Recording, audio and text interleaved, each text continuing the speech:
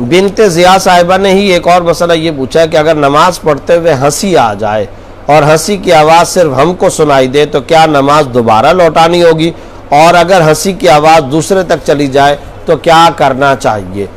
مسئلہ سمجھ لیں، اگر نماز کے دوران میں ہنسی کی آواز اتنی نکلی کہ خود یا بالکل قریب کے اندر جو کھڑا ہوا شخص ہے اس نے سنا، خود سنائی دی یا ساتھ والے کو جو بالکل قریب والا ہے اس کو وہ آواز سنائی دی، تو پھر یاد رکھیں ایسی صورت میں نماز ٹوٹ گئی، وضو نہیں ٹوٹا۔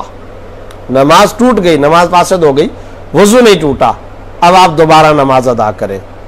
اور اگر صورتحال یہ ہے کہ آپ کی ہنسی کی آواز اتنی نکلی کہ زور سے آپ ہنسے اور آواز نکلی اور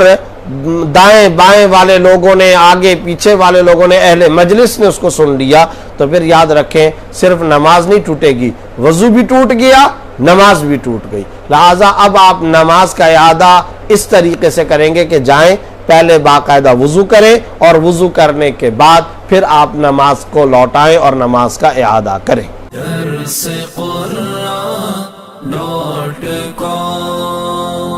www.darsequran.com